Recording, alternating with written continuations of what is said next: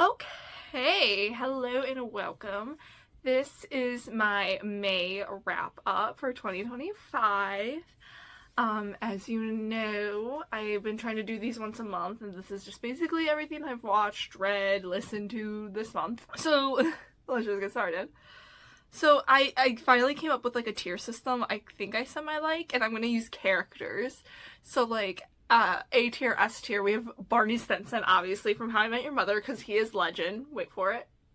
Derry. After Barney, we have Leon Kennedy from Resident Evil. You know, I like Leon. He's pretty chill, but he's not Barney Stinson level, you know? And then under Leon, we have Casey Dutton from Yellowstone. Casey is a character that it just really depends on the episode if I like him or not. So, you know, those just depend on my mood for the day if I like those things or not. And then we have Vectel from Ice Planet Barbarians. I don't like Vectel, but I don't hate him. He's just more of an annoyance. And then someone I absolutely hate, cannot stand for the bottom tier, and that is Dumbledore from Harry Potter.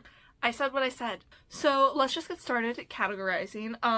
So this huge, massive splotch right here, we're gonna do that last. So we have Saga Volume 12 by Brian K. Vaughan with art by Fiona Staples. Saga is it is one of my favorite comic series of all time. My other one that I go back and forth with is The Runaways, also by Brian K. Vaughan. Brian K. Vaughan, hands down, is my favorite comic book writer of all time. I love him. If you have not read a comic by Brian K. Vaughan, please read that. I would probably recommend Runaways to start with, because that one I feel like is more accessible than Saga. Saga can be a little much, but I absolutely love this series, and this was probably one of the better issues in a while. So that's going in Barney Stinson tier. I think about Saga at least once a week. That's how much I love Saga. It is so good. It is 12 issue volumes. I think it's up to issue 72. You could read it all in like a weekend, and it's amazing, and you won't regret it. It's so good. It is so good. I have had people who aren't comic fans, I recommended them Saga, they become comic fans because they're like, damn, this is what this medium can do. And I'm like, yes. Oh, it's so good. It's so good. And then we have Mr. Hockey by Leah Riley. This is a book I read because, as you'll see right here, I read a lot of dark romances, and I read all of them back to back to back to back to back, not giving myself any breathing room.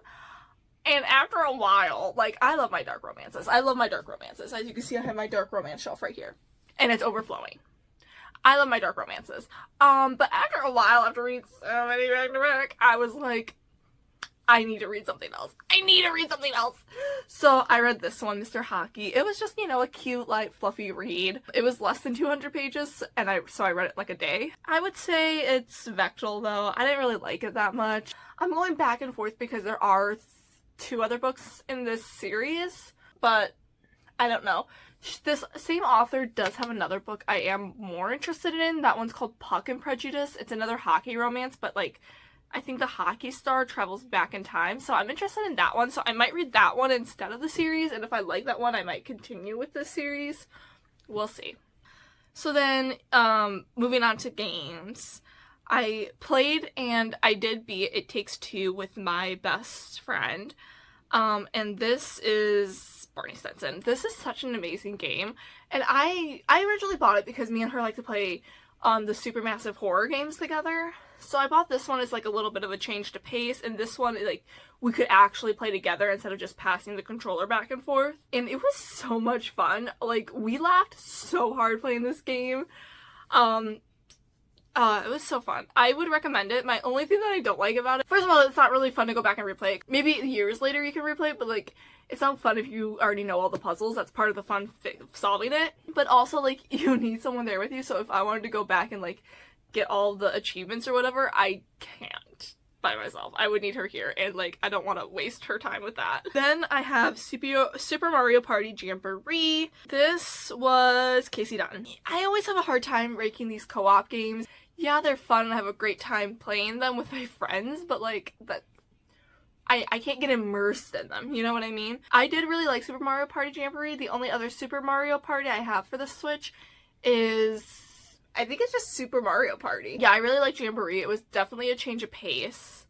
But again, it's just, I can't get into it, you know? And I have Super Mario Bros. U Deluxe. This is another Vectl for me. It's fine. I don't regret buying it, and I will play it, but it's never something I find myself reaching for, and I don't really like it. It can get kind of annoying. We have Dixit. Dixit is a card game. It's kind of like Apples to Apples with a fairy tale twist. What it is that, like, it's very complicated, but, like, each card will have a picture on it, and, like, the person whose turn it is needs to give, like, a phrase that some people, but not everyone, will know, and then everyone gives a card that they think fits that phrase as well, while trying to guess the person's card.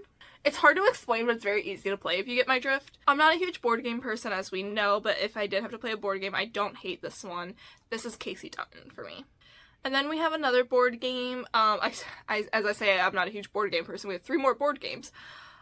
We have The Resistance. The Resistance is a social deception game. There's, like, a group, and some people in the group are spies, and you're trying to figure out who the spy is, basically. Again, this one I do like a little bit more. I'm actually going to put this one in Leon Kennedy. And also in Leon Kennedy, I'm also going to put Coup, which is another social deduction game, but this one's different. This one you're given an assigned role, and you can either tell the truth or lie about the role that you have, and everyone around you needs to, like, adapt and decide if they think you're lying or telling the truth. That one's really fun. Me and my roommates in college used to play that one religiously. We played it so much that we would actually keep track of how many times each person won a game of Coup. We would play other games too, but, like, that one was our go-to. And then lastly, we have Sheriff of Nottingham. This one, if I'm being honest, is not my favorite. I'm gonna put this one in Vectl. I just don't like it that much. It's fun and it's different, but, like, I always just have a hard time with, like, the bribing system in this one. So then we have some podcasts. We have a classic staple here. We have Two Hot Takes. Leon Kennedy. I do really like Two Hot Takes. Two Hot Takes used to be my favorite podcast, but we do have a new contender for my favorite podcast that will be going in Barney Stinson, and that is Clues. Clues actually has the host of Two Hot Takes in it, Morgan Abshar, and then another host, but I don't remember her name. But it's basically just a crime podcast, but, like, I really like this one. I don't normally like crime podcasts. I like crime YouTube videos, but this one I can get really down behind. I like that they have the 2 hosts, because one host will break down the timeline, and then the other host will, like, tell you all of, like, the discourse that was happening in, like, the media and stuff during this time. So I do really like it, and I actually listened to this. I had to do, like, a 4-hour round trip one day, and I listened to this on my entire round trip, and I was thoroughly enjoying myself. And I also find that they have a lot more details to certain cases that I haven't even heard about before, and I would consider myself kind of more involved in the true crime YouTube circuit. So, like, if they do a case that you're interested in, I would definitely recommend listening to it, because they go a lot more in depth. And then the last podcast I have is Tiger Belly. I'm gonna put this in Vectl. I didn't really like it. I really only watched it because they did an interview with Eric Baroni, who is the creator of Stardew Valley, which is one of my favorite games, as we know if you've been here for a while. So I just wanted to watch that, but other than that, like, I'm not interested in continuing with the podcast or listening to more episodes. It was fine, but yeah, not really my favorite. So then we have the Until Dawn movie. Until Dawn is one of my favorite games of all time. It is such a unique and different game, and obviously Supermassive have done more games since then that are similar to Until Dawn, but they've never quite hit the same. I will say, speaking from strictly a enjoyment level, I do like The Quarry better, but I can understand Until Dawn is the better game. I just like The Quarry better because it's funnier. But Until Dawn is so fun. If you haven't played it, please play it, or watch someone play it. Like, the story, because the story in the movie is not Until Dawn. I'm sorry, it's not. They changed the lore of the monsters completely. The story is nowhere near the same. None of the characters are the same. It's not Until Dawn. And I will say, I came up with, like, me and my best friend were talking, I was like, you know, if they wanted, spoiler alerts for the Until Dawn movie if you haven't seen it, but if they wanted to do the whole time loop thing, and every time loop you get a new monster, why wouldn't they do the other monsters from the other Supermassive games? Why would they just come up with random monsters?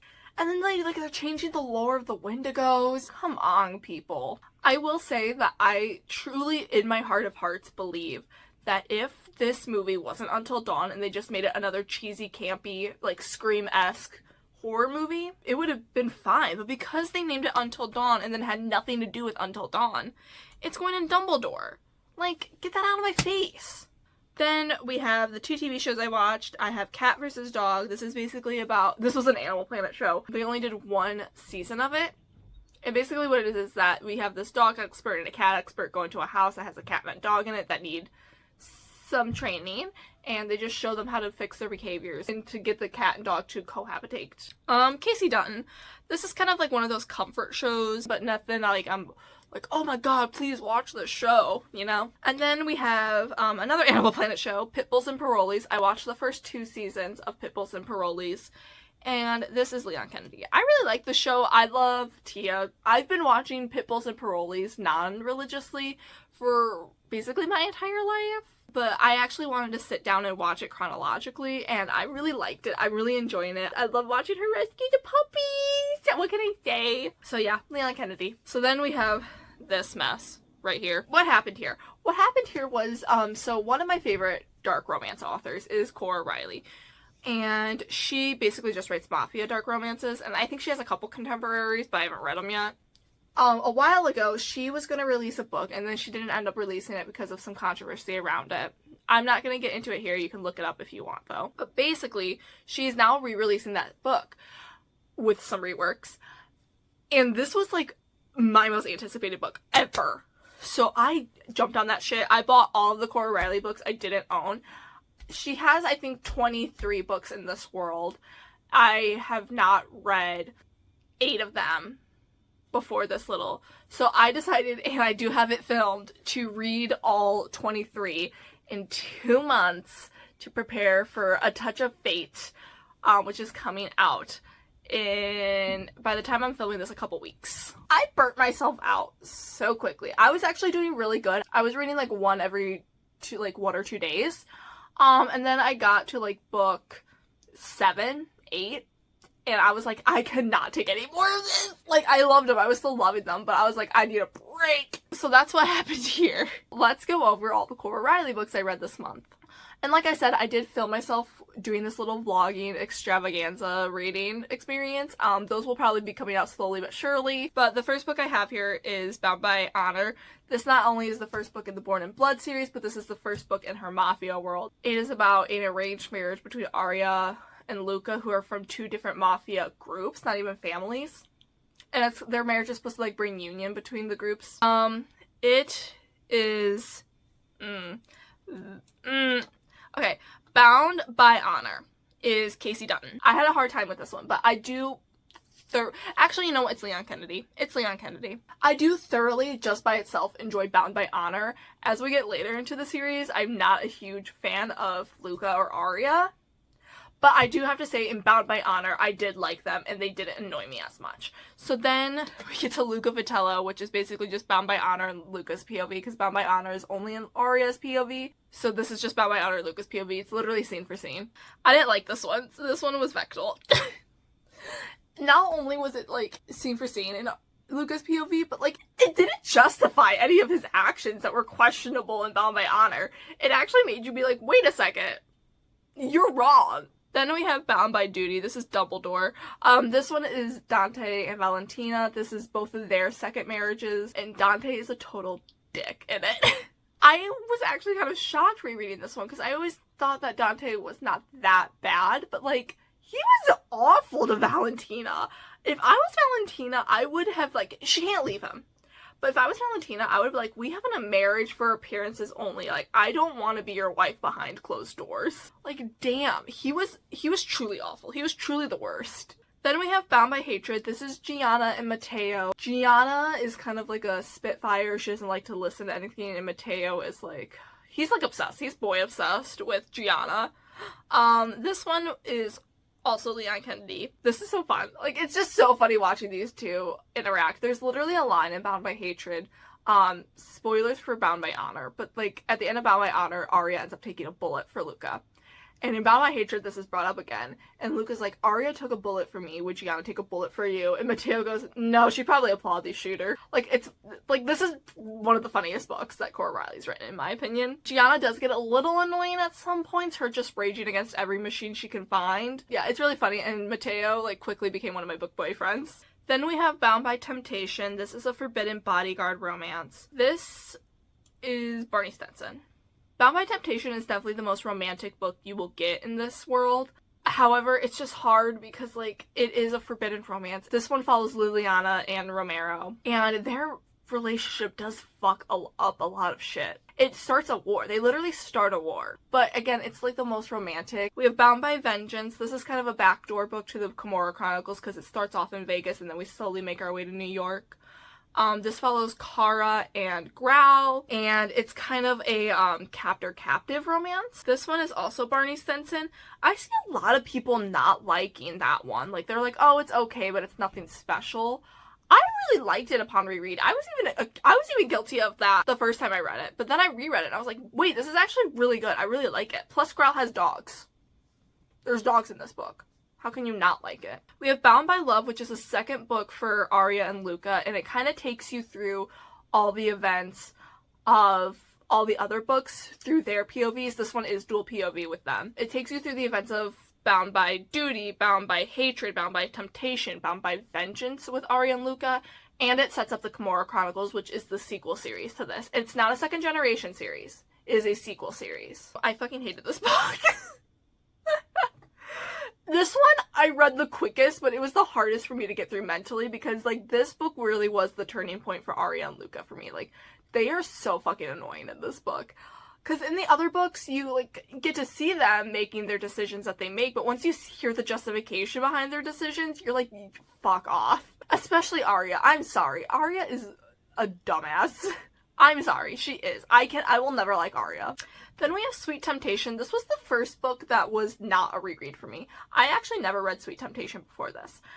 Sweet Temptation is a standalone. And if you want the reading order for the Cora Riley books, I could probably do a separate video for that, or you can just look it up on her website. Sweet Temptation is a standalone, and you should read it between Bound by Love and the first Kimura Chronicles book, Twisted Loyalties. But it's an arranged marriage. It's kind of like a nanny romance, too. Cassio is basically marrying Julia for her to be a new mom for their kids because their mom passed away. Not really much more. Oh, it's an age gap. Not really much more I can say about this one. This one I'll say was Casey Dutton. I didn't hate this one, but it didn't stick out to me, you know? Cassio did piss me off, but I did really like Julia, so it evened out.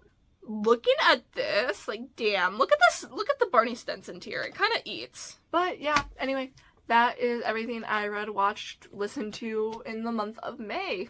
I hope you really liked it. I am slowly but surely still making my way through the Cora Riley books. I didn't stick to finishing them all by when Touch of Fate comes out, but I will not read Touch of Fate until I finished all of them, so that is keeping me motivated because I really want to read Touch of Fate. That is all I have for today.